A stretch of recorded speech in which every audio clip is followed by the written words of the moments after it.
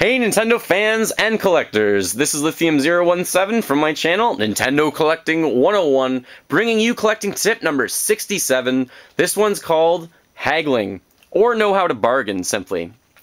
So I will talk about two different things here. I will talk about when you can haggle kind of in person, and also when you can haggle online.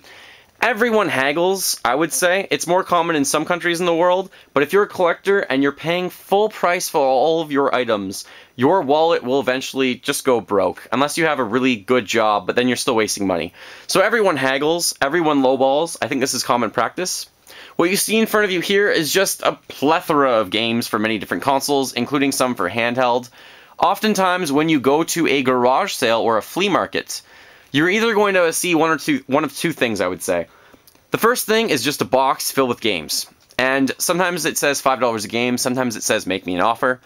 The other thing you'll see is resellers or people who know what they're talking about, and every single game is individually priced and they cost a lot. So with the first option, when I see someone that just has a box of games and they're saying make me an offer, the first thing what you do, you lowball. Some people say no lowballing, everyone lowballs. What I mean by lowballing is you know the value of, say, these 10 Super Nintendo games. There's two more back there that you might not be able to see. If I know the value of them is 200, I might offer 40. The seller will either, one, laugh, or two, say maybe 60. And then you come back at them with like 50 bucks or whatever it is. You compromise. So you're going to get either someone who knows what they're talking about or someone who doesn't know at all. Garage sales, parents that are selling their kids games, it's very easy to pick up a lot. I see a lot of garage sales right now with a lot of Wii games or GameCube games. I can buy a GameCube with like 10 games or a Wii with 20 games for $100. And I keep the ones I want and then I sell off the ones I don't. And it just works out really well. So number one, you always do want to lowball. If you have a seller that really knows what they're talking about, then it's harder to get a deal, but it never hurts to ask.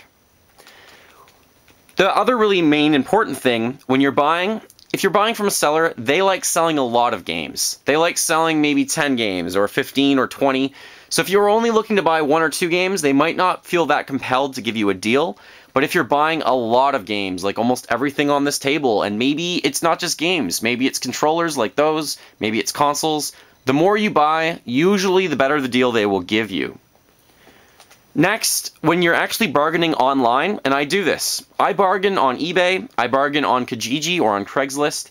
On eBay, if I see a seller selling a figurine maybe from Fire Emblem, which I just made a deal right now, it's an $8 figure, but they have the whole set. The whole set would cost, say, $48.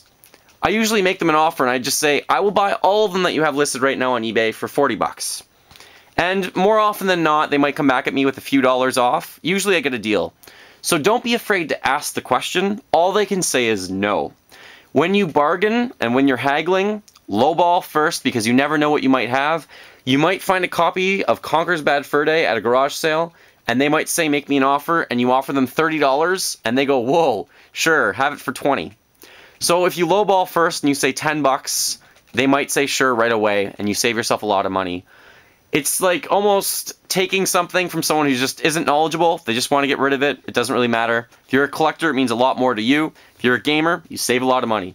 So thank you very much for watching. This was collecting tip number 67. Feel free to like the video, subscribe to my channel, follow me on Facebook or Twitter, and remember, as always, game on.